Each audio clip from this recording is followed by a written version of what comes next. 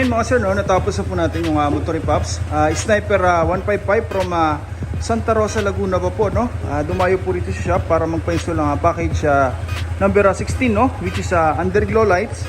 Mula rito sa likod, sa engine, nagbiblink po yan. Tapos hanggang sa harap, may switch po yan mga sir. Pwede natin patayin kung sakaling hindi po gagamitin.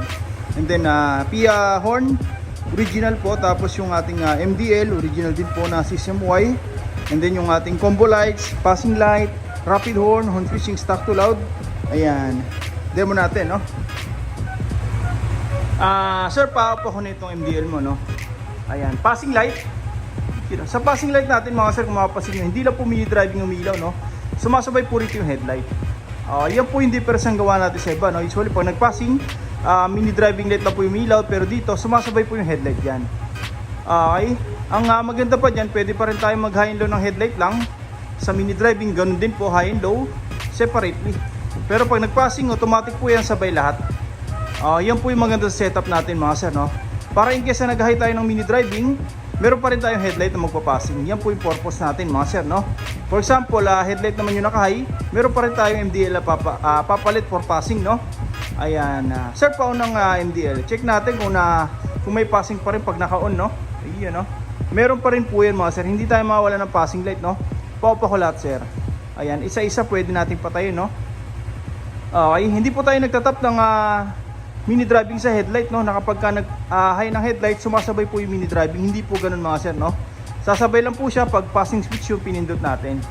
Yan po yung maganda sa setup natin mga sir. Ayan po yung tunay na combo lights, no?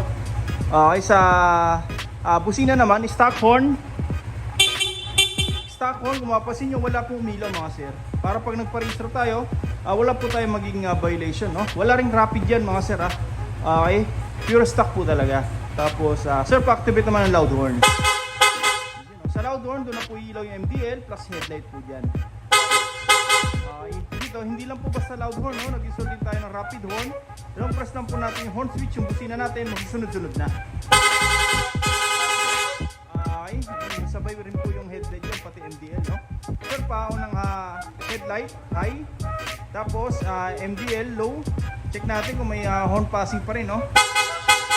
Meron pa rin po yan. Rapid horn. Okay. Napakangat din yan mga sir. Sir, pop naman lahat. Automatic, sabay po ulit yan. Okay, check natin yung mga switch, no? Ayan. Dito, ito po yung stock headlight natin. Ito po yung mini driving. Ayan, no? Kung mapasin yung serya natin, napakaliwanag na, no? Pero kitang-kita na po yung mini driving. Dahil po nito yung mga 60 watts sa mini driving mga sir. Pero 30 watts lang po yan, ha? Mahina yung consumption. Ang maganda dyan, high lumens. Matingkad yung kulay. Okay. Ito po yung stock horn. Ito naman po yung loud horn. Tapos, ito naman yung rapid. Okay. Dito mga sir, kung mapasin nyo, naglagay po tayo dito ng passing switch, no? Para po sa combo lights. Hindi po tayo nagtatap ng passing dito, no? Ng MDL. Dito po kasi nila nilalagay, no? Ang problema po dyan, pag dyan tayo naglagay ng MDL, pag nag-high yung may headlight, sasabay din po yung MDL, which is bawal po, no? So dito, pwede tayo mag-hilo ng headlight lang, pwede rin naman tayo mag-hilo ng MDL lang. Tapos pag ito po yung pinindot, combos po yan, headlight plus MDL. Okay, ayun, no? Ayan, stock horn, wala pong blinker, wala ring rapid yan mga sir.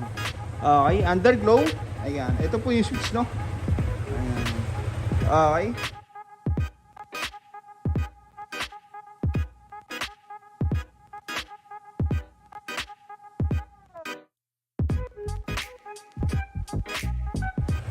Sa mga gusto po magpagawa, punta lang po kayo dito sa shop. First come, first serve po tayo. Maraming salamat po.